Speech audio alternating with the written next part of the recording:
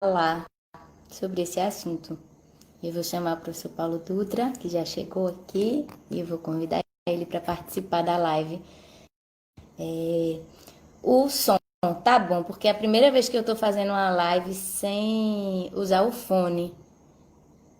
Aí, se vocês puderem me dizer.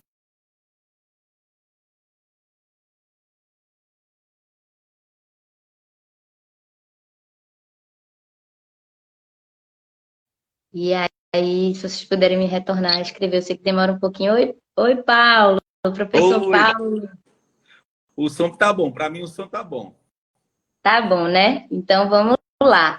É, Eu queria agradecer a você por ter aceitado esse convite, da gente estar aqui junto, falando de uma coisa que a gente acredita tanto, que é a educação, né, Paulo? Ô, TT, eu que agradeço a você essa oportunidade da gente poder dialogar, construir, né, esse novo caminho. Acho que estamos todos no mesmo barco, vivendo aí uma situação muito difícil, uma situação ímpar para todos nós. Eu acredito que através do diálogo nós vamos construir sim uma saída viável para todos com muita segurança. Então, eu é que lhe Sim. agradeço. Eu quero apresentar vocês que não conhecem, né, e para deixar registrado aqui, Paulo Dutra é um professor da Rede Estadual de Educação de Pernambuco. Ele está deputado estadual e ele já foi gestor, na verdade era para eu ter falado antes, ele já foi gestor estadual também, secretário executivo de Educação do Estado, e atualmente ele está deputado estadual também do Estado de Pernambuco, né? É uma pessoa que eu conheço pessoalmente, então eu estou com um pouco de dificuldade, porque eu não sei se eu lhe chamo de professor Paulo Dutra, de professor, de deputado professor Paulo Dutra, de Paulo Dutra ou de Paulo. Então, por favor, você me oriente para não fazer nenhuma bobagem. De Paulo, TT. De Paulo, né? Lógico que é Assim, Paulo. É como você me chama. E é o que fica, são essas relações, né? São as verdadeiras. Essa exato. é passagem.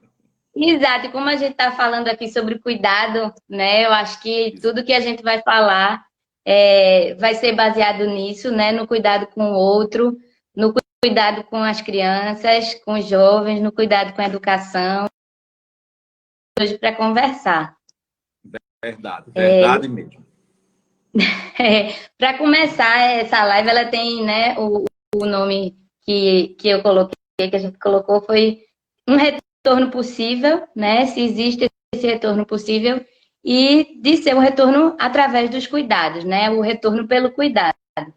E eu queria falar um pouquinho das coisas que vem acontecendo no mundo, né? Essa semana a gente tem dados que nos preocupam muito, né? A gente chegou em 100 mil mortes pelo Covid aqui no Brasil. A gente, desde ontem que teve a notícia que nos Estados Unidos 97 mil crianças foram infectadas, né, após o retorno das aulas nas 2 primeiras semanas, e que esse número está sendo investigado e ampliado e que mandou para, né, a universidade está pesquisando ainda como é que vai ser isso, né, enfrentando todas essas dificuldades para garantir a segurança. Os Estados Unidos fala que os diretores todos falam que estão tendo muita dificuldade em garantir essa segurança no retorno às aulas. E aqui em Pernambuco, a gente todo dia tem uma notícia de que volta hoje, volta amanhã, volta depois da manhã, né? Volta daqui a 15 dias, prorroga mais 15 dias. E a gente está num, eu particularmente, estou, tipo assim, em estado de alerta, né? Se volta, se não volta, como é que a gente faz, Paulo?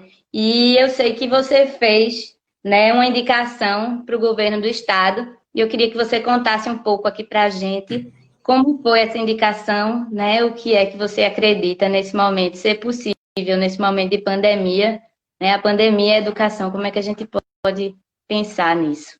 Eu penso, TT, que nós estamos num momento muito difícil e precisamos tomar decisões. Foi dessa forma que nós fizemos essa indicação para o governo do Estado. Nós sabemos que as escolas foram as primeiras a fechar e já na pandemia nós discutíamos e dizíamos sempre, vai ser a última instituição a abrir, serão as escolas. Pela própria essência da escola, que é de troca, que é de estar junto, que é de construir um ambiente diferente, é um ambiente único. Eu digo que a escola é um ambiente único. Então, nós nos sentimos obrigados, a palavra é essa, de fazermos uma indicação, um estudo de como é que poderia se Secretaria da Educação, mas fui também gestor público de 3 escolas.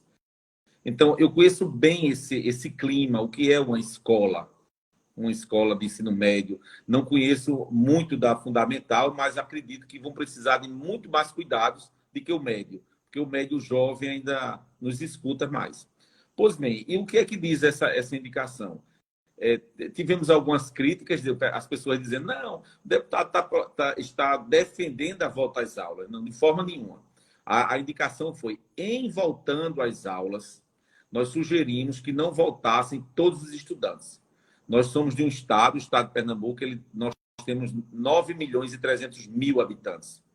E desses 9 milhões e 300 mil habitantes, 2 milhões estão na educação básica, estão estudando.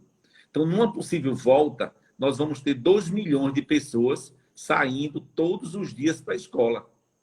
E aí a nossa indicação, ela se baseou numa possível volta, de que voltassem só os terceiros anos, os nonos anos e os quintos anos. Só em pensar em fazer isso, você diminui de 2 milhões para cerca de 250 mil pessoas no estado todo. Então, há uma queda grande dessa possível disseminação. E outra questão que nós colocamos foi fortalecer cada vez mais o ensino híbrido, para que esse ensino remoto tivesse a possibilidade de ser reconhecido como a construção do conhecimento, e também em ciclos. Por que em ciclos? Porque aos outros anos, eles voltariam ou continuariam de forma remota, e a partir do próximo ano é que eles seriam avaliados, podendo ser retidos esses estudantes. Porque, TT, nós estamos vivendo numa guerra, e numa guerra não existe vencedor. Todos nós vamos perder. Na verdade, é uma visão de diminuir as perdas dos nossos jovens e da construção do conhecimento. Eu sei que Pernambuco tem tido um alinhamento, é muito alinhado tanto o Poder Legislativo, o Judiciário e o Executivo em relação à pandemia.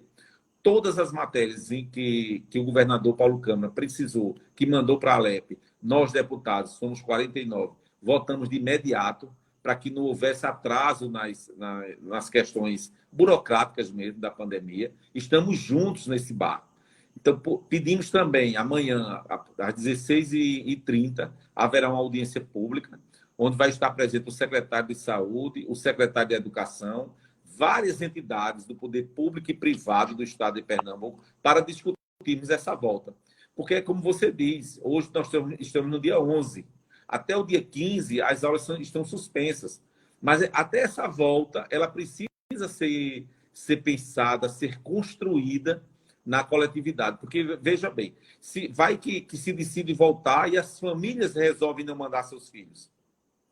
Porque é uma opção que pode acontecer. Por isso que ela precisa ser construída a várias mãos, precisa se discutir, precisa... É por isso que eu digo, mais uma vez, eu lhe agradeço essa possibilidade de nós discutirmos em cima de uma possibilidade real. Se é numa volta, existe uma possibilidade de voltar terceiro, nono e quinto ano. Existe alguém pensando nisso? E nós defendemos essa bandeira para ver se conseguimos minimizar mais. É importante dizer que Pernambuco tivemos dias aqui que foram 140 mortes por dia. Estamos aí na média de 30, de 40, ainda um pouco oscilante, um pouco estável. Mas cada pessoa dessa, cada ser desse que morre, é uma família desmantelada, são os amigos. É uma vida, né, Paulo? E não Não tem é um retorno. número, simplesmente, né? Não é um número. Não tem retorno. E quando você pensa em 100 mil federal, estadual, municipal, das pessoas. Eu lembro que no lockdown, aqui em Pernambuco, foi muito questionado que não devia ter lockdown, que isso é um absurdo, que tem a economia. Entendo. A economia precisa girar, a saúde precisa girar, a educação precisa girar, mas a vida, sem vida, não vai ter nada disso. Então, acredito que nós podemos discutir mais e mais e garantir essa volta com segurança. Eu me pego pensando, Paulo, nessa sua fala, de uma coisa que eu fiquei pensando, assim, o ensino remoto, em nenhuma das áreas da educação, né, ele é o ideal, né? O ensino híbrido é uma possibilidade, né? Já em muitos países, o Uruguai, inclusive, ele não teve nenhuma dificuldade.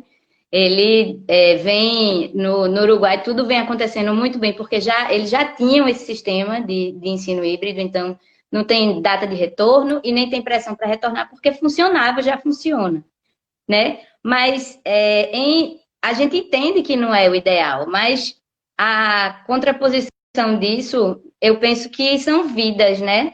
Então, se a gente não tem como cuidar dessas vidas agora, como é que a gente vai pensar, né, em perdas, assim, digamos, do aprendizado?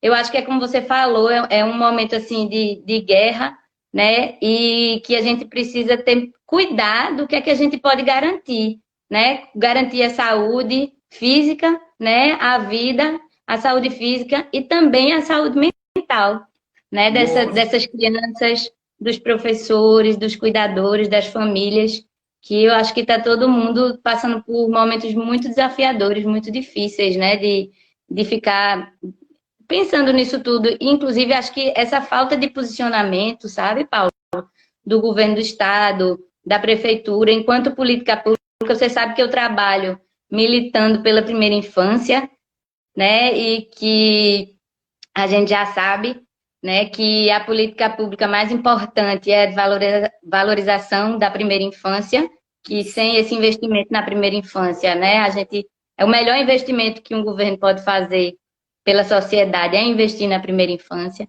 é investir na educação, também é investir na primeira infância.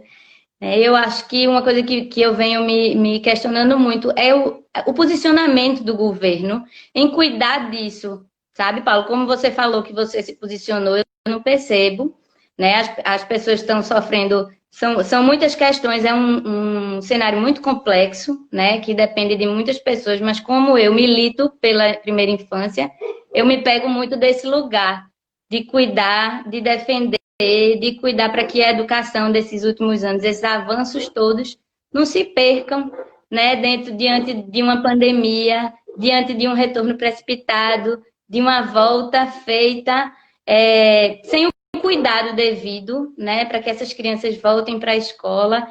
E como é que vai ficar essas crianças na escola com esse distanciamento social, né, com esse mal aguenta mais lavar a mão, porque já está com a mão fina. Quando a gente encontra uma pessoa querida que a gente quer abraçar, a gente sabe que não pode, a gente tem, né, toda a rede cerebral da gente, toda a consciência, tudo formado, a gente sabe e a gente sofre. Imagino que essas crianças, né, as crianças da primeira infância vão passar na escola. E aí eu queria lhe fazer umas perguntas e trazer umas reflexões aqui para você e para a gente, né, conversar junto com todo mundo a respeito disso, Paulo. Eu fiquei pensando, né, nessas possibilidades e em pensar, assim, como seria a possibilidade da gente voltar nesse cenário? De, assim, no dia 15, a gente, o secretário, o governador, o secretário de Educação liberarem para voltar, né? Com que qualidade isso vai acontecer? Com que cuidado isso vai acontecer? Que impactos isso vai ter na vida dessas crianças, né? Que é a primeira infância, que é o que a gente tem que cuidar de mais precioso para além do futuro, para o hoje mesmo, porque a vida dessas crianças também importa hoje, né? Além delas serem o futuro da nação, do Estado, elas são o futuro, mas elas também são hoje. E aí eu tenho... Eu fico assim, sem conseguir enxergar, assim, vislumbrar essa possibilidade, sabe, Paulo? De uma criança de 1 ano de idade ser recebida por uma professora no primeiro dia de aula, de volta às aulas, nesse contexto que a gente está vivendo, com a máscara, e um acetato de plástico na frente e não poder ser abraçada por essa professora, né? Que cuidado é esse que a gente está falando desse retorno? E aí, Eu penso, Tete, não sou especialista na área, até porque eu lidei minha vida toda com jovens do ensino médio, e eu dizia assim, se você pensa na educação básica, no quantitativo de estudantes que entram no fundamental e nos que chegam ao ensino médio, nos que estão no ensino médio e saem do ensino médio, é um funil no nosso país, no nosso estado. Vai diminuindo. E eu aprendi que a primeira infância, além dela ser a mais importante, é que ela precisa mais ainda dos cuidados dos pais, da família. Então, eu não vejo como essas crianças voltarem. Amanhã, na audiência pública, eu vou escutar com muito atento o secretário André Longo, as pesquisas, o que ele vai nos trazer na audiência pública da Alep. Eu volto a dizer amanhã às 16h30, aproveito para convidar a todos.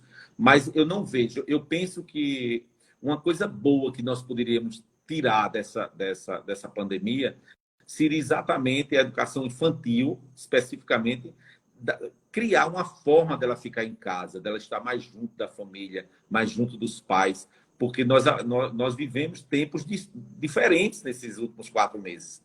As famílias elas ficaram mais em casa. Diz que até o número de separações aumentaram porque a convivência aumentou muito dos adultos em casa. Então, eu acho que era uma forma de cuidar dessas crianças em casa, porque são crianças... Eu estou propondo um ciclo para o ensino médio, para o ensino fundamental, do 6º ao 9º ano. Mas esse ciclo ele já existe na primeira infância, da primeira, segunda, terceira série, do 3º ano. Esse estudante ele só pode ser retido no 3º ano, e aí ele já está com 8 anos de idade. Então, veja, já existe esse ciclo, essa possibilidade de você reconhecer a aprendizagem diária, cotidiana de cada estudante desse. Então, no meu entender, eu fiquei muito preocupado. Acredito que um mês atrás, eu vi o presidente do sindicato das escolas privadas dizendo que as escolas privadas estavam todas prontas para receber os estudantes do 3º ano do ensino médio e da educação infantil.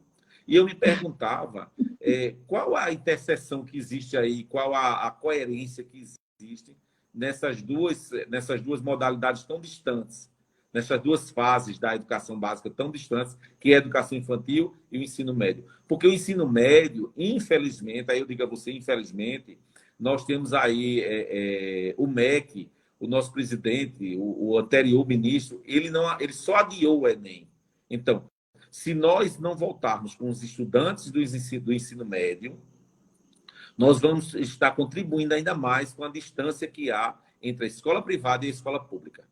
Pernambuco, ano passado, na avaliação do MEC, ela conseguiu a menor distância entre os estudantes do ensino médio das escolas públicas, será cerca de 3 pontos. O ano passado deu de 1 ponto. Então, é aquilo que você está dizendo. Nós temos que ter muito cuidado para não perder o investimento que foi feito numa década. Eu não digo que a educação está bem, não. Nós precisamos melhorar e muito. Mas digo que Pernambuco descobriu o caminho. E para que a gente não perca isso, é por isso que eu defendo essa proposta, que eu estou defendendo essa proposta, para que a gente não possa voltar todos de uma única vez. Acredito no protocolo que estou lendo de como voltar, de todos os cuidados, mas veja, até esse estudante chegar na escola, ele passa por ônibus. Nós tivemos uma reunião tipo dessa remota com o pessoal da escola técnica e com os pais também. E a mãe do estudante dizia o seguinte: eu tenho 2 filhos. Um foi infectado, ele é enfermeiro e está no hospital de campanha. Já está bom. O outro tem 16 anos, da escola técnica aqui de Camaragibe. O outro tem 16 anos. Eu moro no Curado. Meu filho pega 3 conduções para ir para a escola e 3 conduções para voltar. Então, mesmo que a escola se organize com 15 estudantes por sala de aula, ele tem todo um percurso para chegar e para voltar da escola. Então, eu penso que é muito sério, são decisões seríssimas. Acredito que o governador Paulo Câmara, junto com o secretário André Longo e Fred Damancio, estão pensando, estão preocupados, é tanto que nós não voltamos ainda. Nós tivemos uma audiência pública em junho, que a possível volta seria começo de julho, não voltou em julho. Tivemos umas discussões em julho, que a possível volta seria 1º de agosto, estamos sem aula até 15 de agosto, e vamos ter essa audiência pública amanhã, que eu acredito que se houver alguma dúvida, as pessoas não vão voltar. Agora, mesmo assim, eu ainda tenho muito receio. Especificamente com a educação infantil, eu penso que nós teremos que ser radicais. Não deveria voltar, não. Não deveria voltar. Por quê, TT? Eu trabalho, é prazer de trabalhar na implementação dessa política pública de educação integral, que tem um rebatimento direto com o Enem. Então, quando eu defendo a volta do 3º ano, é porque eu tenho um Enem em janeiro. Se esse Enem, como em alguns países, as avaliações externas, elas também foram dispensadas. Em alguns países, a Inglaterra está começando agora, ela está vendo a possibilidade de ver tudo que o estudante aprendeu nesses últimos anos e fazer uma fórmula, criou uma fórmula para ele ser avaliado.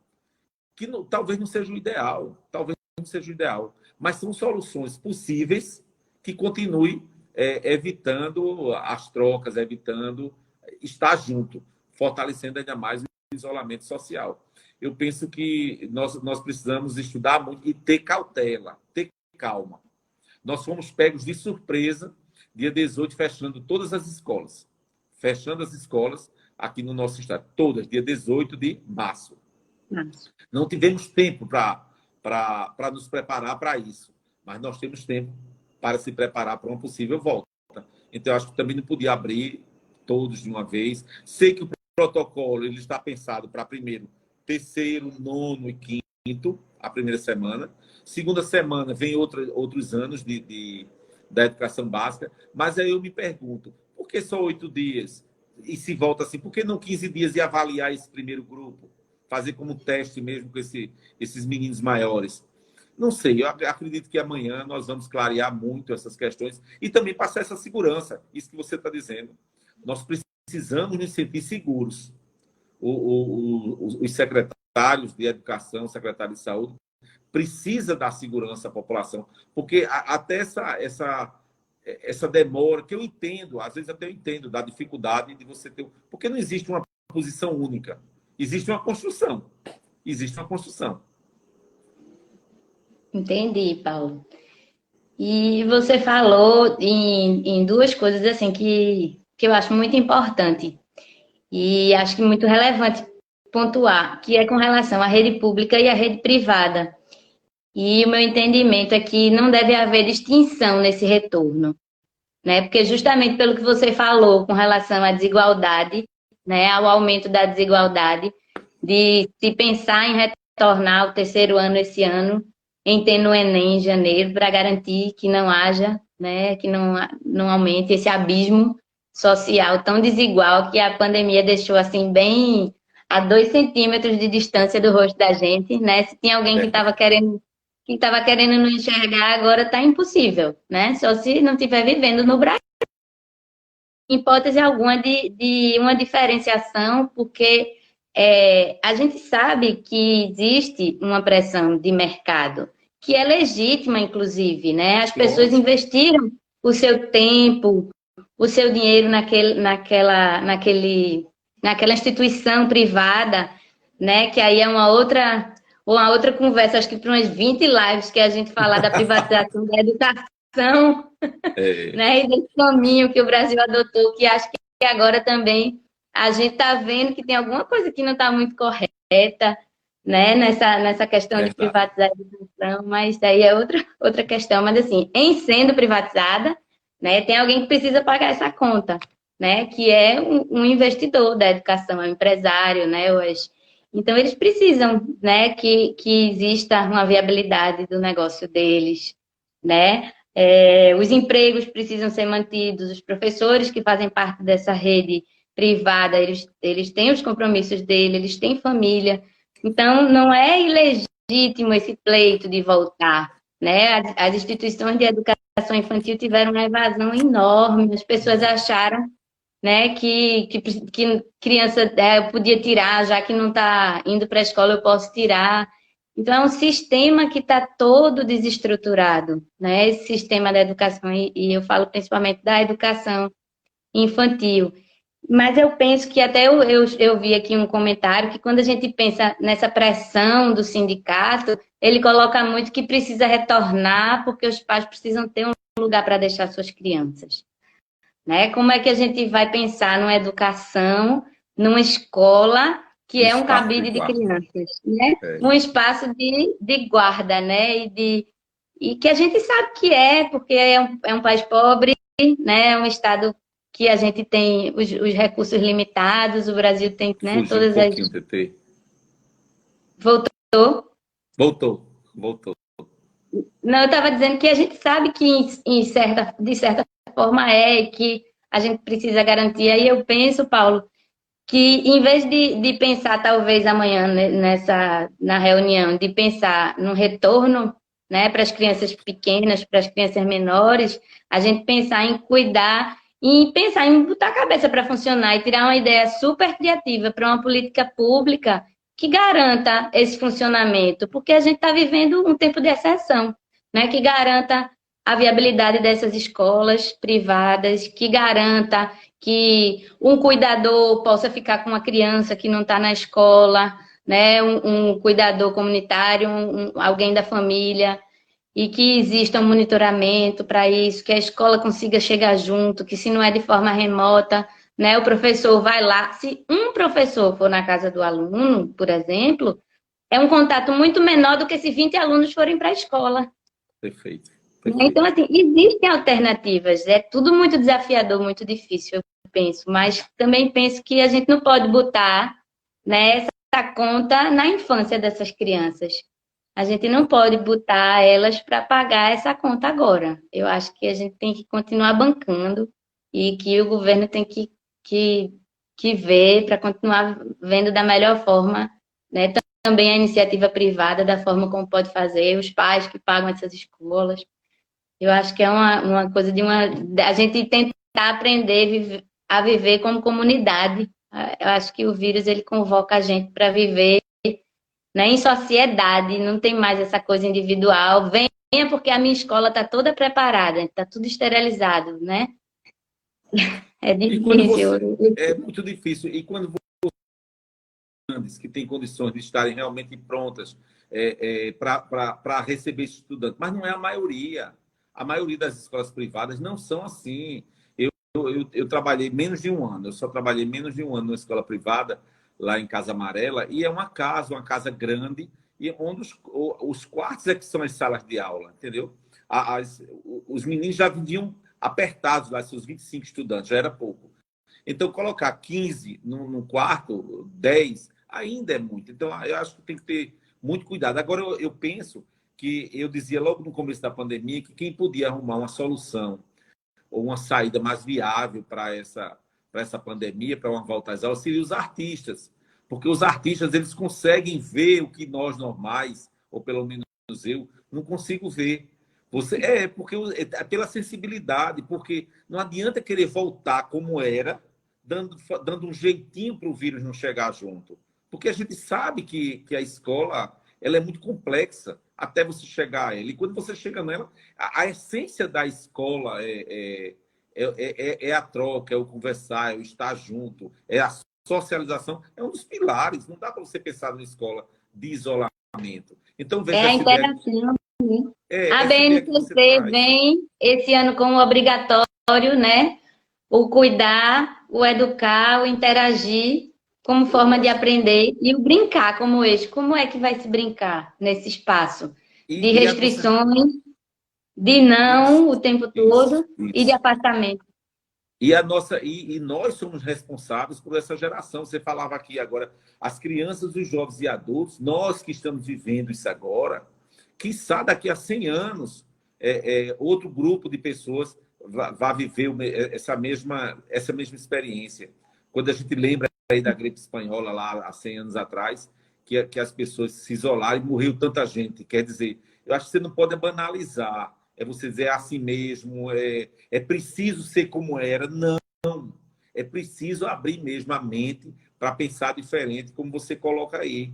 Por que não? Um professor visita 15 estudantes, um professor junta de 2 em 2 na vizinhança. Não sei, não sei. Agora, não se pode pensar a escola, eu digo, como ela era nesse exato momento.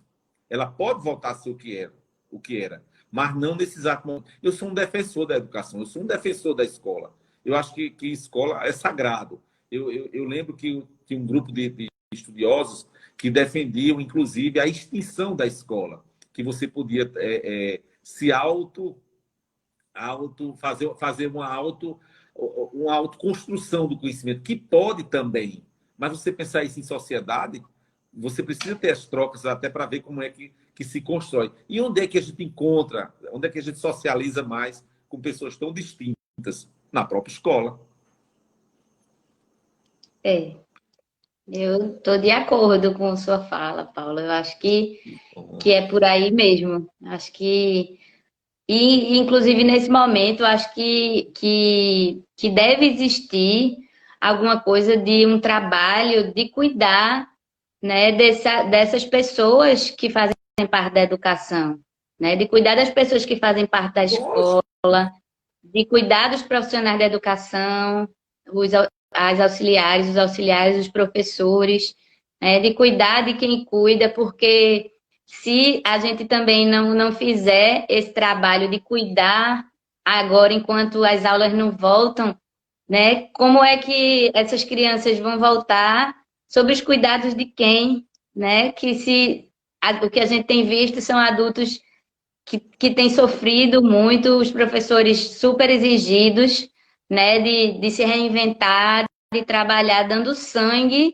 dele e de toda a família para poder fazer, né, tudo que tem que ser feito para apresentar e muito sofrendo, né, sofrendo as perdas, né, da Covid e sofrendo também essa situação toda. Eu acho que eu insisto assim na criação, que amanhã você leva essa bandeira da gente pensar na criação de uma política pública para esse momento, uma política pública emergencial, porque não adianta lei, né? Mas uma questão de emergência. A gente está vivendo uma emergência, né? A gente não normalizar isso que a gente está vivendo é tirar da gente a inteligência que a gente tem, é tirar da gente a humanidade que a gente tem. Como é que a gente pode considerar que isso que a gente está vivendo é normal?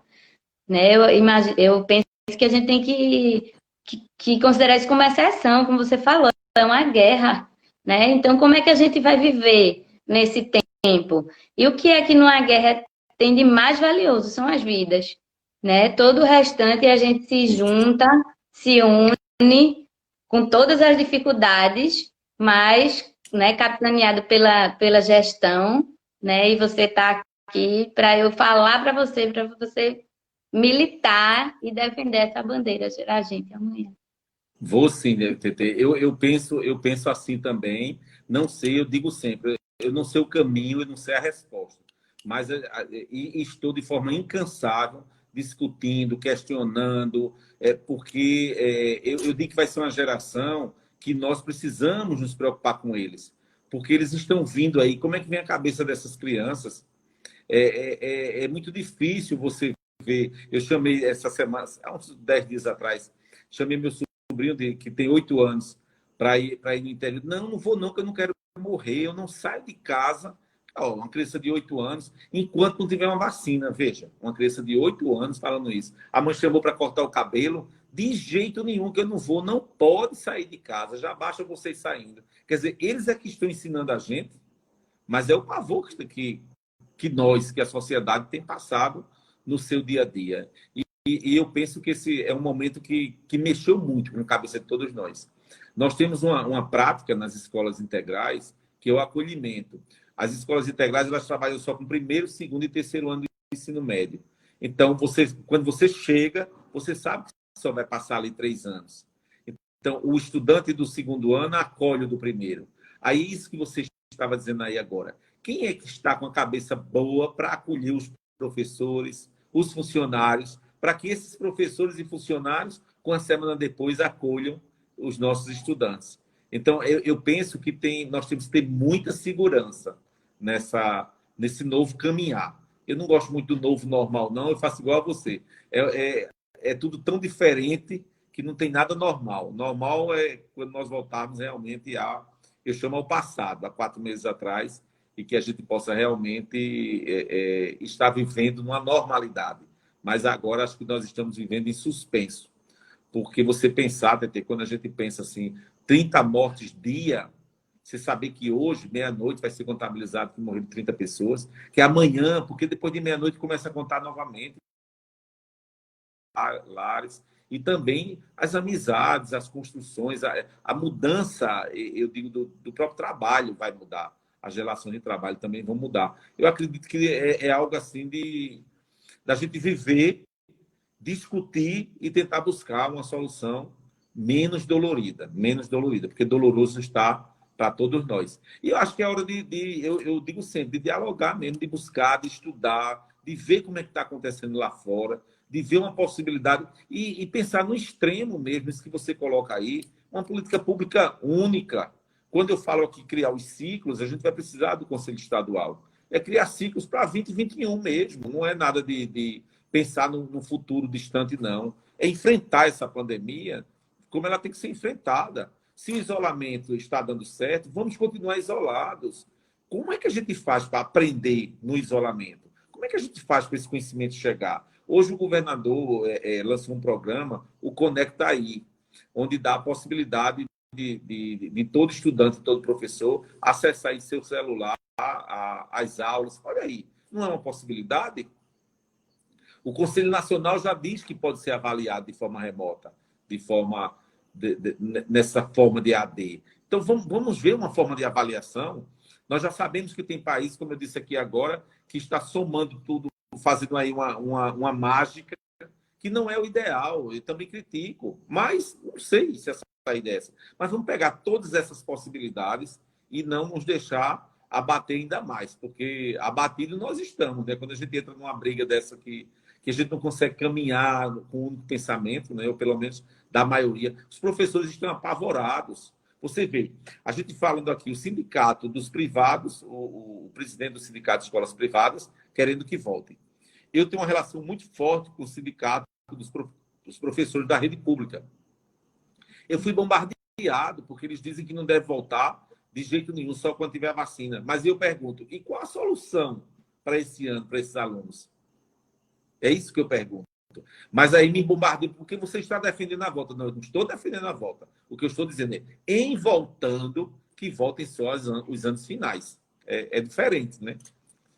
Mas também posso estar errado. Vamos ver se alguém me convence de uma volta segura e com mais prudência para todos nós, porque o que não se pode é aumentar esse número. Eu volto a dizer, nós tivemos 140 mortes dia, estamos com 30, baixamos, mas ainda é muito alto. Tem que zerar essa possibilidade de morte no nosso estado. É isso, Paulo. Queria lhe agradecer. Agradecer a todo mundo que está aqui acompanhando a gente. A gente está chegando no final do nosso tempo, né? Foram 40 minutos aqui conversando. E acho que é muito importante que Sandra colocou aqui que amanhã a audiência é pública, né? Que todo mundo pode participar, que não precisa, né? Que deve participar, né? Na verdade, todo mundo deve participar e colocar lá. Então, já estou habilitada, já irei para levantar. Lá hoje eu escutei numa live, eu já não lembro mais com qual dos alunos, dos estudantes foi, que hoje foram várias, né? Mas uma coisa que eu gostei muito, que é uma andorinha só não faz verão, mas faz muito barulho, né? Eu acho que eu sou essa andorinha que faz muito barulho e que chama as outras andorinhas para voarem junto. Hoje é dia do estudante, e foi um estudante, Janderson, lá de São João. Eu também achei muito interessante ele dizer, e é verdade, ela não faz verão, mas faz muito barulho. Muito barulho, chama as outras para fazer o barulho, mais barulho para fazer o verão. Vamos ver se a gente faz esse verão, né? Interessados pelo retorno escolar, né? Pelo retorno da educação. A quem interessa a educação? Né? Às crianças, aos jovens, aos professores, à sociedade como um todo, né? E eu acho que as outras questões, que se são outras questões que nos forçam, que nos obrigam a retornar, né? Num momento como esse, a expor tantas vidas, né? A esse vírus que ninguém sabe como faz. Ainda tem mais uma coisa, antes de terminar.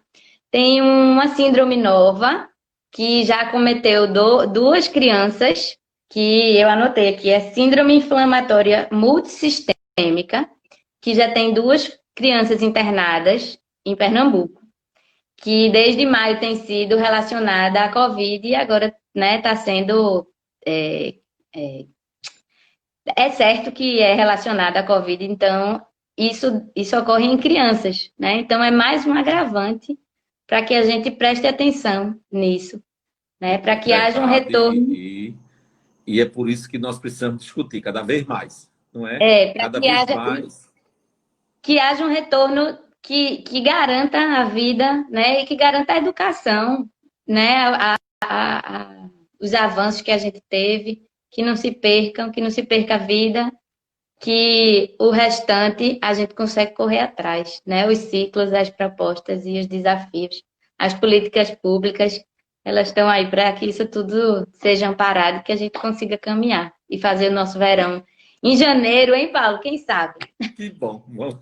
verdade, Pepe. Eu que quero agradecer a você pela oportunidade, dizer que, para mim, a audiência pública já começou hoje, quando a gente começa a discutir e já ouvir coisas assim que vai me engrandecer, que vai aumentar o que eu penso. Por exemplo, isso que você colocou aí. Por que não fazer um professor que possa visitar os seus alunos?